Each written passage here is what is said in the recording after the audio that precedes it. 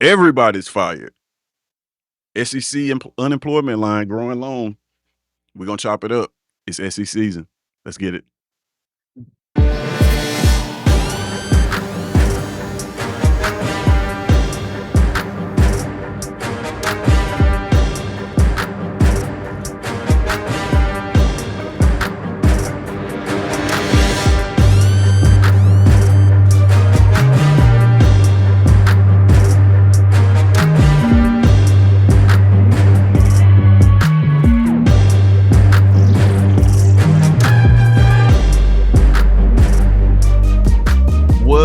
Welcome everybody to this episode of It's SEC season. It's your boy Codename Tez. I'm joined today by my guy Nick Frazier. How you doing, man? I'm doing well, man. Doing well. Appreciate y'all, man. What's going on? Man, doing pretty good. As you see by the thumbnail, man, we talking about the unemployment line in the SEC this season. You know, we hadn't made it through the whole season yet. Some people's season is done. uh, Yeah. so we gonna chop it up, man. See whether some of these people deserve it. And what's the current state of SEC football and in coaching in general? Like, how long does a coach need to get before you let him go in this conference now? What do you think, man? Just in general, what do you think about all these firings we see? Um, in general, I look at it and I say I understand a couple of them. One of them I don't all the way understand, especially in this climate of college football now. When, as you stated before, it's hard to find good head coaches. Absolutely. Um, I feel as if that sometimes uh there's a blend of personal and what you expect a guy to be. But knowing that and I'll expound on that more what I just said, but I think that people I don't know if it's I don't know if it's personal or trying to like somebody, but I think you hire somebody to come in and do a job. And if they're doing that job at a level that is acceptable in what the current climate of that industry is, I just don't understand why that person is let go. But, we'll talk about it. Yeah, man. It's weird. It's weird. It's a weird time, man. I think, a lot of it has to do with, the finances that can be pumped into into a school or organization legally now, as opposed to Mhm. a time where you had to do it under the table. But we're gonna talk Mhm. about it, man. Before we get into it, make sure you guys are liking this video. Helps us out in the algorithm, helps promote it to other people. Make sure you share it with your friends. And make sure you subscribe to the channel. Not only this channel, but over the water cooler talk sports too, man. Make sure you subscribe over there and go watch the videos and like all of them. Tell your friends about all of us so that we can grow and uh, do some big things in these YouTube streets. But we'll get to the main one off the rip. We'll talk about it, and that is Brian Kelly. Yeah. As you know, Brian Kelly was let go. Um, some say deservedly so, some say not so much. I will say, I'll put up this graphic. When you look at Brian Kelly's resume now, I have to say this doesn't include the 2025 season and the numbers. Please excuse that. But when you look at this graphic, man, there's not a lot of coaches. There's not a ton of coaches whose resume Mhm. looks like this. Um, Mhm. I've heard Brian Kelly being called overrated before, and it's like, well, if that's overrated, then what's underrated? That's my question. My question is exactly. This guy, I want you guys to pay attention. He's been coaching so long that I couldn't even fit all of the years on the graphic. Had to put some of them off to the side. But when you look at it, you see 10 games, 9 games, 10 games, bowl game, win, win, win. And man, I would challenge you to find any coach, uh, that current coach whose resume looks like this, man. Uh, would you say he deserved this? What do you think to say about that? This is what I mean when I say you kind of let the outside part of what you hired him to do get intertwined with the person. You know what I'm saying? Like Mm, you this is where people would say, well, he's not a fit. He's not a fit at right. that in that culture and stuff like that. But if he's not a fit as a coach, since he's been at LSU, he's won 10, 10, 9, and is on track to win another 9 this year, with a possible 10th win in a bowl game. I Right, look at this and I say, man, what you hired him to do is you hired him to come in and continue continue and to elevate the program, right, of the football program, and which means that he needs to win games, and that's what he was doing. He was winning right, football games. Now, when you talk about the outside stuff, the influences of him not being a fit in Baton Rouge, and him not being a fit in Louisiana, and him not being a fit with the culture and stuff like that, I ask the question. I say, if do you have to like somebody in order for them in order to do business with them, or is that just a you know that's a great uh question. I'm just saying, do you, if you were making money, if you and the person that you're doing business with are making money, do you have to like the person, or do you just have to like what they're doing for you, and what you're doing for them, in order for y'all to both you know be successful and be profitable?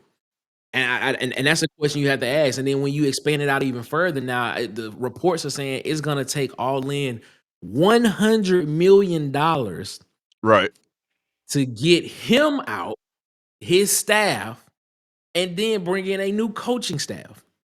right. Yeah, but that leads to a conversation that, I mean, we'll probably expound on at a later date, but I am of the belief that now with NIL, I've said before with NIL, one of the things that NIL has ushered into college football is like the ability for big business Yeah, to pretty much infuse programs with money above the table now. So basically. Yeah. in the past, you had to, to come up with this buyout money, you had to go under the table and do some things that were, not, I guess, legal at the point at that point, but now you don't necessarily have to do that. We see Mhm. sponsorships, names on fields. Yep. Uh, it's probably gonna be seeing names on jerseys, sponsors Yep. businesses on jerseys eventually. So that's a big number. I think it was 53 million his buyout, 54 million, somewhere around there. 53 million is his buyout number. Yeah, 10 years And ago, 53 million to come up with that is program crippling money, right? basically, yeah. But in Basically. today's game, 53 million, you can just make a phone call and, hey, we can write that check and you can put our name on the building or on the field or something Mhm. uh, and have at it, man. What I do wanna look at LSU's record, for this year, so let's take a look at that.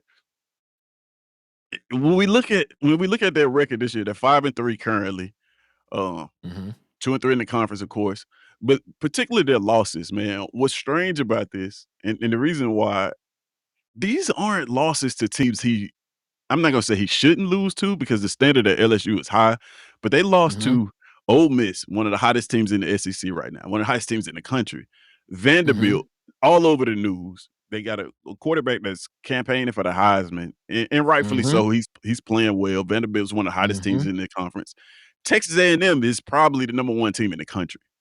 Not Agree. according to the AP poll, but, uh, tune in on Tuesday.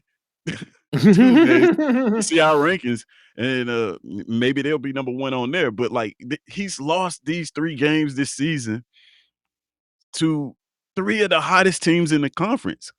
That leads me to believe, like you said, they just don't like the guy. That's it. I agree. They just I agree. they just don't like the dude, man. You think we see more of that? You see Oh, where yeah. we're just Yeah. trying out coaches? Yeah. Yeah. It's I mean, to your point of just now with the infusion of cash that is just in these college football programs now, like you stated, 7 years ago, not even 10, 7 years ago, coming up with $49 million, $50 million would set your program back, probably 7 plus years, 7 years ago. If you didn't have, if you didn't already have that donor base that was able to do that. But now Right, when you have the influences of private equity groups, when you have the influences of corporations like Disney and NBC, and you have all these guys that are in it that's willing to just write humongous checks and basically pass that cost off to either the consumer or to advertisers and things and stuff of that nature. Yeah, it's now it's not a problem, and it's just I don't want to get too political, but it's to me it's disheartening to see because you see a lot of teams instead of trying to find the right guy and stick with that guy. You see a lot of people going with who they like as head coaches, and Right. then if it doesn't work, and be like, all right, man, we just got this buyout, we'll just buy you out. And now you got to go and pay another guy potentially. And it just keeps setting the program back even further and further and further from actually finding right guys to come in and actually lead your team to a championship. Because at what point in time, at what breaking point, where is that breaking point, that medium point to where the cost and the championship equals the output of money? What at what point does the output of cash and influence of money and winning a championship Mhm. match? Is it one title? Is it two titles? Is it three titles? Is it four? Like at what point in time will those two lines cross and intersect with each other to where you be like, it actually makes sense? I don't know. I don't know. And when you have a guy like that, we just saw his resume. You have a guy like that that's winning 10, 9, 10, 11, 12. He'll have an 8 win season in there every now and then. But when you have a guy like that that's having that type of record, I don't know why you let him go. I don't know why you let him go, which is why, and I know this is off topic. This is which is why James Franklin's firing at Penn State was just very odd to me. You know, Right, that was odd. right, right. You know, But a guy that was in the playoffs last year, you know, literally a drive away from being in the national championship game potentially, and now he's out of a job. So I don't know. yeah, I think it speaks to the current climate, like they were saying, the financial climate, being able to come up with this money seemingly at will. But like you said, like Yes. when does that cost? Like where's that line, right? And then on top of that, um, I've said before, like we're gonna start. I think we're gonna start judging coaches by like Final Four appearances, kind of like in Mm-hmm. college basketball, because Yep. championships are gonna be a lot tougher to come by. I don't think people Yep. realize that um as much. You know, Mm-hmm. the longer this playoff system goes on, and goes on, I mean, 10 years down the road, will a good coach is going to be a coach that reached the Final Four Mm-hmm. 3 times, 4 times. You know, Yep. that'll be the difference. And then, uh, like you said, at what point does that line just do they meet? Um, you you can't realistically. I don't think so. You can't realistically pay $50 million to fire a coach all the time, No, you right? can't do that. You can't do that. Because now it becomes this thing of where coaches are just looking to get in the door. Mm-hmm. Right? Yep. I don't even have to perform. It's like I Mm-hmm. just let me land Yep. the contract and I'm good. You got to give me generational wealth to leave. Yep. Yeah, it's almost like the guaranteed contract in the NBA. Yeah, You know, yeah, that's basically what it is. You know, I wholeheartedly agree with that. Like a coach can come in as a head coach in a job at a major school, and you know get that initial contract, and then when they get that initial contract, they perform for two, maybe 3 years, and then they could just have a get a contract extension, and then just have a downfall and just be like, well, that's fine with me because I got guaranteed money coming in a yeah, buyout anyway. yeah. It's I don't know. it's a weird place to be in, man, and it's more coming because you know, more coaches are gonna get fired. More coaches Yep. are, and some deservedly so for underperformance.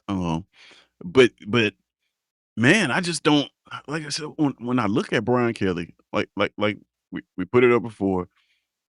10 games at LSU, 10 games, 10 games, 9 games, and right now he's on the path to 9 games. I don't know if they can Mhm. finish out that schedule, but show me somebody else in the SEC that has a similar record. That's on without the saying hot Kirby Smart? that's on the Oh, hot it's on the seat. hot seat? It's on the hot seat? Yeah, okay. That's a good one. There's nobody. Yeah. Nobody. Yeah. It Nobody. so are the expectations at LSU just that high? Is that what we're saying? Where 9 games Um, get you fired? I guess so, but if okay, so let's look at LSU as a program in totality, right? So LSU 2019, of course, was their season. SEC championship, Heisman Trophy, won the national championship. Right. But before that, the last time they were in a title game, if I'm not mistaken, was what 24? No, was what year was that when they played Alabama in the national championship game Was that and they got beat like 20? 2014? I I think wanna it was say 2014, I 2014. think. Might have been 2014. Yes, I can research it. and but ever since then, they've kind of been a middling. I don't want to say middling because they've been winning, 9, 8, 9, 10 games a year, Right. more close to that 10 game than the 8. But besides the 19 season, and the Joe Burrow years, Jamar Chase years, and stuff like that, have they garnered the um have they garnered the cachet to say that they deserve to be in that realm of, you know, upper echelon of college football? Because the SEC is, just being completely honest with you, has been, the championship has been kind of swapped between Alabama and Georgia. And then of course LSU's been in there. And then of course Auburn was in there at one point at some point in time. But I'm just being honest. Like, have they been? Has LSU been like in that cachet realm of saying that we are one of those schools that's just like, yeah, we deserve to be a bit, or are they trying to reclaim glory days from yesteryear? Is what they're trying to get to. Is that the question? Because in recent memory, it would tell you that LSU had a really great generational quarterback with Right. two NFL wide receivers that helped them get to the national championship game and win. That's what that was, and that sounds similar to another team that we all cheer for. But I'm just saying, in recent memory, that's what that would tell you. If we being objective, and if an LSU fan is being objective about this, that's what that would tell you. Right. And if you take that year out, what does the resume of LSU football tell you that they deserve to be in that conversation of top college football programs? Well, I don't think they have that on paper. I think if you ask LSU fans, they probably say that we deserve to be mentioned up there with Georgia and Alabama in recent Okay. history. Okay. But Okay. this just take it since 2000, since the year 2000, they have 1, 2, 3, 4, 5, 5. They've Mhm. won the conference 5 times Since 2000. since 2000. 2 times under Nick Saban in 2001, 2003. Um, Les Miles in 2007. Les Miles won 2007, 2011. And of course, Ed Ogeron in 2019 when he ran the table. Okay. Um, Mm. does that is that is that enough of a standard to say 9-3 gets you fired here? I Oh, don't that's know, that's man. that's my point. I just think they don't like the dude. Like, That's my point. That's my point exactly. Because if that's exactly my point. That's yeah, exactly my point. Because if you look at the let's use Oklahoma for example. All right. right, Oklahoma won before Oklahoma got to the SEC. Oklahoma won that was winning the Big 12 back to back to back to back to back to back. I absolutely, think Oklahoma won the Big 12 like 4 years in a row yeah, or something like that. So is Oklahoma considered to be one of those like top tier programs in the conference to where they saying 9 wins is not enough for us to win? Is not enough. It's not enough. We need a guy that's coming here that's competing for national championships every year because that's not what's happening at Oklahoma. They've given Brent Venables every opportunity to Yeah. get this thing back on track. You know what I'm Yeah. saying? So I look at that and I ask that question and I say, like, how do you view this? Do you view this like over the term of, a 25-year period, 25-year period, or are we looking at this in recent history? Because if we're looking at this in recent history, I understand why they make this move because that tells you the Mhm. last four coaches in recent history. That basically tells you in when you kind of overlap it with that time period. Nick Saban won a national championship within his first couple of years. Les Right. Miles won a national championship within his first 4 years or something like that. Right. Ed Ogeron won a national championship in his first 3 years, and Right. now you on three and a half, and it's not trending to a national championship. So I understand where they coming from there. You know what I'm saying? Yeah, but well, I totally understand that. But one thing about it is Nick Saban didn't have to deal with a 16-team conference. Yeah, that's true. It- That's it- true. it- That is true. Nick Saban's first year winning the conference in 2001, LSU had an overall record of 10-3. Mhm. There's 10 only and 12 3, teams in the conference too. right? That won't get you the SEC championship today. 10 No. and 3 is not No. gonna make it. You know what I mean? So it's a different ball game now. Um, Maybe they had somebody already in mind, right? Maybe they have a coach that they already have in mind, or Mhm. maybe just maybe they don't like the dude. Yeah, that's what it is. That's Yeah, it. I yeah, wholeheartedly agree. That's what I think too. yeah. But you know, this unemployment line, it doesn't just stop at Les Miles. I mean, wow, Les Miles at Brian Kelly. It goes on a little bit further, and we gotta talk about one. And this is interesting when we compare it to Brian Kelly. Let's talk about one Sam Pittman first. Let's bring that one up. Mm, mm. So we start talking about overrated and underrated, right? You looking at Samuel. Sa you're looking at Sam Pittman in the conference, this is Arkansas we talking about now. Their Mhm, their mhm. standard is not championship or bust. Maybe that's what they're trying to build, which is the reason why they got rid of him. Uh, but we said 5 years there. In 5 years, he's made 3 bowl games. He's won all 3 of them. Yep. Um, I think Sam Pittman is a pretty decent coach. I don't look at Sam Pittman and see a guy that's not a good coach. But apparently their standard is a little bit higher than I think it is, than I thought it was. And honestly, what's surprising about the Sam Pittman one is his side of the football is not the side that's failing. Exactly. Um, The that defensive side of it. offense, yeah, that Yeah. offense is number 2 as it stands right now, number 2 in the conference, I wanna say, behind Yep. Tennessee. Yep. Um, so here's another guy who's come in, they've given 5 years to, which, it's longer than they gave Brian Kelly, but 5 years to, and then, the moment it starts to derail, they give him the boot. Do we think that was Mhm. fair, with Sam Pittman leaving?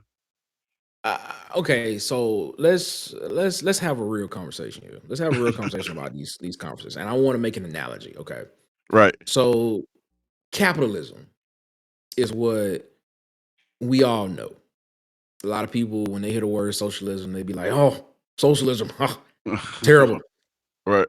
and stuff like that. Um, in capitalism, there will always be the haves and the have-nots. Mhm. There's rarely a middle class. Or if That's you're in the middle class, you just there and you just barely making it. Just to stay out of the lower, just to stay out of that lower part. right. I feel like that's what Arkansas is. You know what I'm saying? Like that's the Yeah. analogy I want, and it's no slight to Arkansas, nothing like that. But I feel as if, in this era of college football, there will be teams that will perennially compete year in and year out for the national championship and college football playoff slots. I believe that. Yeah. Right. Alabama's, Ohio State's, Oregon's, Yeah. those teams. will perennially compete every year for playoff and national championship spots. But I can then you believe have that. your teams. But then you have your teams like your Arkansas, Mm. your Michigan States, Right. your Nebraskas, your well, let's not use Wisconsin. Your Penn States. You will have these teams that will not be teams that will perennially compete, but they will be able to every 2 to 3 years be in that cycle of like, okay, this team right here is in the conversation to get in that playoff contention. And if the chips fall where they may, could push for a national championship appearance. Right. I feel like that's in Arkansas. I feel like that's in Arkansas. You know, Okay. I feel like it's a lot of teams in the SEC. I feel like there are probably only two, maybe three teams in the SEC that can compete perennially every year. I'm gonna just say two. As of right Okay. now, I'm just saying there's two teams in the SEC that can compete perennially every year for a national championship and playoff spot. And if something goes bad that year, that's just and if they don't make it, that's just wow, what happened? Mm, Alabama and Georgia are those two teams that I think they can compete perennially every year. that's fair. Florida, LSU, Auburn, those schools like that. I feel like they are, as it sits right now, just those teams that, every 2 to 3 years, if you get in the playoff, that's a win. That's a Mm. win. That's how it should be. It's a win because there's something that could happen that you either the recruiting class didn't pan out, either the coaching is not going good for this cycle. Uh, there's something you had a key injury that happened that kind of derailed you or something like that. I just feel like those teams have like there are teams like that that have that type of um that are every 2 to 3 year team, in my opinion. Um, and I hate to say it, I hate to say that, but it's just the truth. It's just the truth. Until the playoff is expanded, you're just gonna have those teams that just every 2 to 3 year teams is just gonna end up being on the outside looking in majority of the time. But not to the Mm. point of, but to tie that back in to the point of Sam Pittman, you look at it, 7-6 is not gonna get you to the college football playoff. It's not. It's not, or No. something like that. No. Him having that 9-3 season, 9-4 season is what he had. That's a good season for Arkansas. You Absolutely. know, that's a great season for Arkansas. Now what could have happened in one of those four losses? Was it a fumble that cost him not to have that 10th loss? Like that's what I'm talking about. Like we Right. like you mentioned all the time about Georgia, like how Georgia, like every time Georgia gets into these close games, they always seem to prevail. And if they Right. don't Right. Right. prevail, it's like the 1 out of 10 times it doesn't happen. Right. It's the opposite for a team like Arkansas. The 1 or 2 out of 10 times that it happens for Arkansas, they win. They They win the win. game. Yeah. But the other Yeah. 8 times they lose. They're gonna lose. So I mean, I just look at it like that, and I hate to look at it like that, but that's just how I view it. And Yeah. but if you got a guy like that in Arkansas that's doing that, or if you just hit the jackpot and you just go get a guy that's just like, look, I want to come here and I want to build a program up, and you go get a name that actually has a process, systems, and a culture that he wants to build there, and you can build that there. Hmm. But as you always say, it's hard to find coaches like that. It It's is. hard It's to tough find to find coaches good. like It's that. tough to find good coaches. It's not an exact science at all. Exactly. And then it's even harder to get those coaches to want to come to a school that doesn't have the brand power like an Alabama or Georgia. Right. So Mm. so I Which is which and is which is why it's odd that you fire a Sam Pittman my after. point. Yeah. Yeah. Yeah. But honestly, I just think he got fired because they had his replacement on the offensive staff already. Oh, We'll see about that one.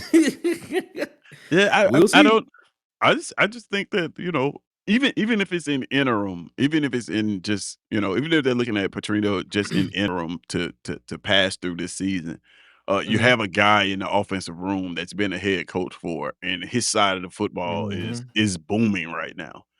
Um, and to say that Sam Pittman got fired because he couldn't field the defense, um well, as a head coach, you gotta be you're responsible for everything, True. True. but man, like, to have the number 1 and Arkansas's offense has been number 1 at times in this season. I Yeah. think right now they're number 2 behind Tennessee, if I'm not mistaken, but that offense has played pretty well against some pretty good competition, man. Um, I wonder why the option wasn't given to him. We're Auburn fans. We know that, like, the narrative now is like, get Gus and OC. Not Gus. I keep calling him Gus because it Oh just man. they remind Oh me of each man. other. But get Hugh and OC, right? And it's like Hugh's an offensive guy. Why do we have to get him an OC? But like, well, I wonder why they didn't take that route with Pittman. Like, hey, let's get him a defensive coordinator. Let's rehaul this Mm, defensive staff and get this guy. He's won us 3 bowl games, yeah. right? Yeah. Mhm. Offensive line is not our issue. Offense in general is not our issue. We Yep. can't stop a nosebleed. Mm. And on top of that, you fire him. You get Petrino in there, who's an offensive guy, but guess what? You still can't stop a nosebleed. It's a Like problem. the problem that you have on this team is still the same, regardless of who's calling the plays and who's the coach right now. So it's odd. But again, this is one of those situations where I feel like where college football is right now, um, it's easy to fire coaches. It's easy to just Yeah. rinse and repeat coaches. Yeah. It just Yeah. it just is, man. And I think Pittman's one of those guys that got just caught up in that wash. Um, Very true. Very It's true. it's an odd place to be, man, and I feel like we're gonna have this conversation a lot because more carnage is coming. Yeah. More carnage, because somebody's gotta get Yeah. these jobs, right? Yeah. And Right, and and a lot of guys may be sitting at some places now that may not be where they are right now at the end of the season, starting next right, year.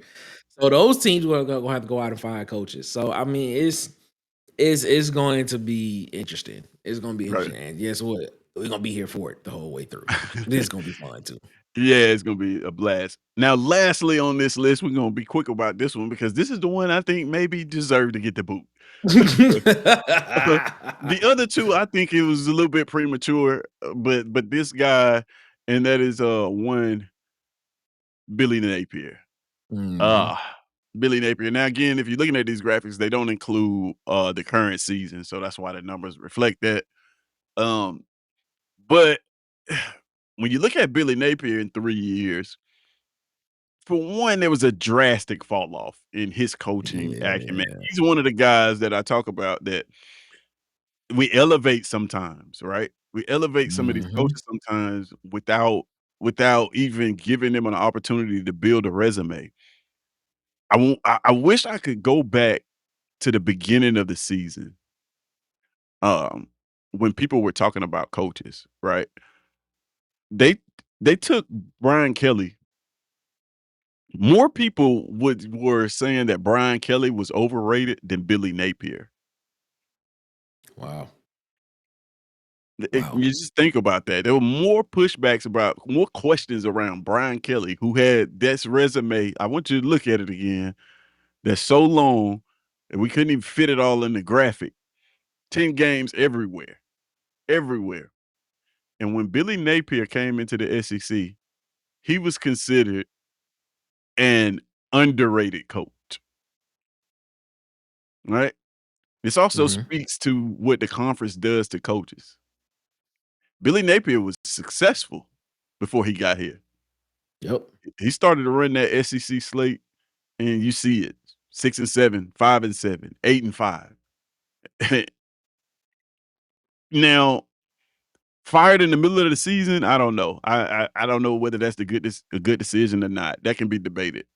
But this is a guy that started the season on the hot seat. We kind of knew that this was coming if he didn't win.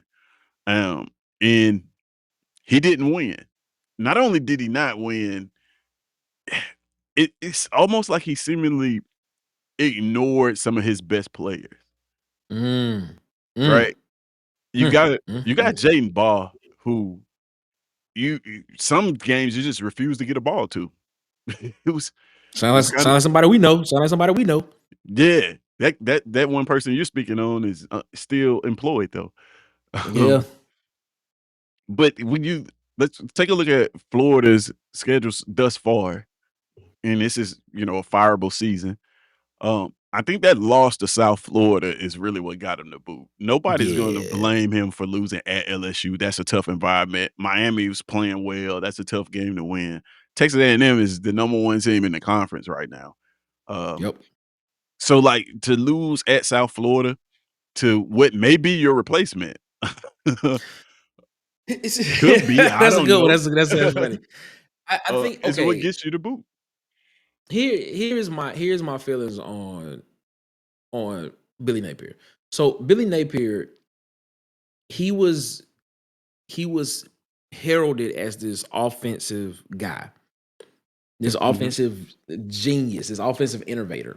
And we've heard Right. those words as well. It's what he was heralded as. But when you look at the game against South Florida, now granted, weather conditions aided in that game not him being able to, do what he wanted to do in that game. And he still lost the game by 3 points. Facts. But when you look at the LSU game, right? Mhm. LSU, well, let me not say LSU. DJ Lagway had 5 interceptions in that game. He did. And LSU still only won that game by 10 points. Which tells me that Florida's defense was doing what they needed to do, which means they had a defense that traveled well enough to be able to keep them in the game and continue to give Florida's offense opportunities on the field. They didn't take advantage of it. Mhm. And what you're good at Yeah. was not was the problem. In the case of Sam Pittman's problem was not what he was good at. It was the Yep. opposite. You know, so the thing with Billy Napier is the fact that we brought you in here to have an innovative to continue what Florida likes in this innovation of offensive guys that's coming through. Which I won't be surprised if the next guy they hire is an offensive guy, which more than likely it will be. Mhm. But you were bad at that, and that's what we brought you here for. Yeah. And the defense was keeping us in some of these games, but the offense couldn't score enough points to give us to even give you the argument to say that it was a close game, that we're close. Didn't even give Mm. you that. Yeah. I think that's Billy Nate. I think that was his Billy. That's his downfall. If you were hired to come in and do a job as the head coach, Mhm. and your specialty as that coach on that side of the ball is not performing, well, why are you here? Yeah. I mean, let's look at You Oklahoma. you mentioned it Look about at yeah, I was about to bring that up. You mentioned yeah, Oklahoma earlier, yeah, and that, like, that's one of the reasons I think that they keep giving Brett Venables this rope is exactly. because his side of the football is humming. It's not Like, the problem. yeah, it's not It's the not the problem. problem. It's not the issue.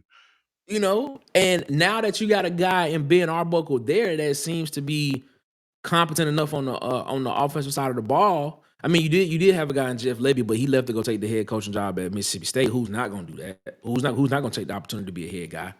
Right. Um, you have Ben Arbuckle there, and the offense still it seems to be somewhat competent. Mhm. I mean, yeah, there are going to be some games that you lose and stuff like that, but for the most part, the defense is not the reason why Oklahoma was struggling those years. It was the Yeah. offensive side of the ball. So yeah, I mean, yeah, the whole reason why Billy Napier is gone is because what we brought you in to do was it wasn't performing well. So Yeah. sorry, And man. one of the things, like, we talked about standards of programs when we're talking about LSU and where do they see themselves.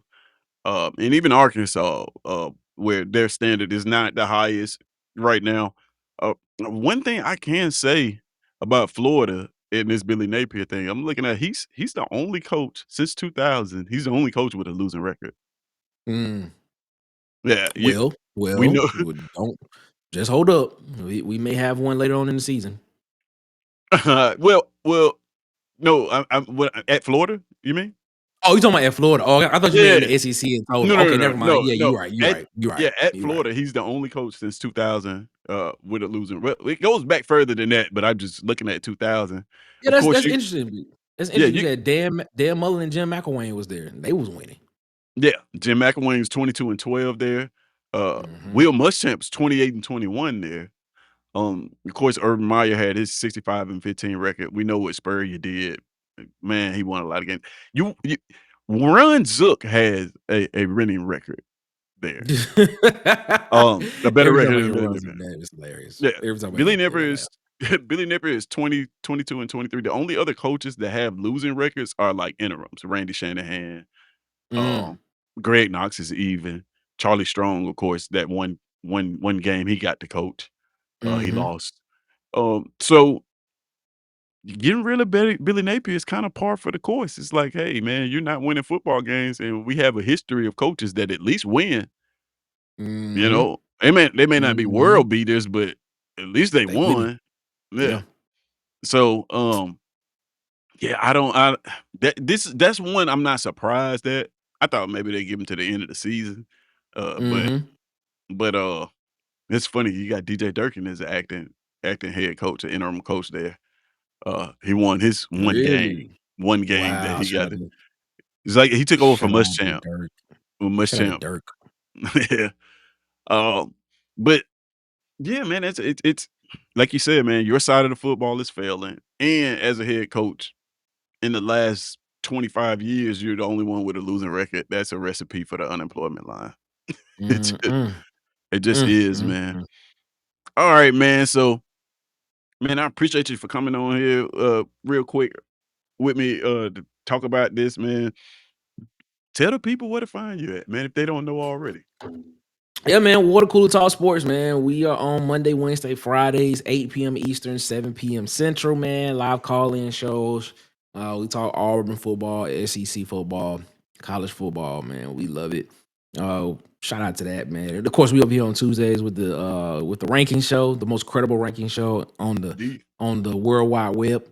Uh, and yeah, of course, man, we appreciate y'all so much, man, for rocking with us. Follow us on Twitter at coolestpod23. Man, we appreciate you. Yeah, man. Make sure you guys go first of all, go over to Water Cooler Talk Sports, subscribe, like all the videos. Just spend about Yeah, a good 30, 45 minutes and go through each video and like them and watch them too. each one of Watch them. them. Spend the weekend and watch them all, man. I promise you they're entertaining. And yeah, make sure you subscribe to this channel, SECZN, and like the videos here and watch the content. We got more content coming. This is the first pre-recorded thing that we've done. So uh more of this to come, more of this to come. So like I said, Nick, I appreciate you for having this conversation. Now, something tells me I'm not 100% sure, but something Mhm. tells me that we're gonna have to revisit this this unemployment line. Oh Uh yeah, yeah, Just yeah. just the unemployment line right now is at 3. Just off the top of your head, by the end of the season, by early signing day, that gives us a Mhm, good mhm. December. How long do you think that the unemployment line is gonna be in the SEC? Just Definitely one more. Definitely one more guy. definitely one more guy. Yeah. Definitely one more guy. Yeah, me too, man. I think that it might be it might be, sooner than that. It might be Could be, sooner could than be, that. Uh, not could that I'm be, hoping not that I'm hoping could for it, be, I'm just saying. could be the week of my birthday. Could be that week. It could be, man, you never know. Alright, Uh, yeah, who alright, knows? good people. Make sure you subscribe, become part of the collective, man, and join us every Tuesday, while the season is going on, at least, 6:30 Central Standard Time for SE Season Live, the most credible ranking show on the planet. We have a lot of fun doing that. Nick, you gonna be there? Of course. Yeah. Yeah. We got some more guests coming Lord's too, willing, I'm man. here. It's gonna be it's gonna be fun, man. If you haven't checked it out, please check it out, and we'll see you guys at a later date. Um, should I cue the outro, Nick, for this one? Why not? Why not? As always.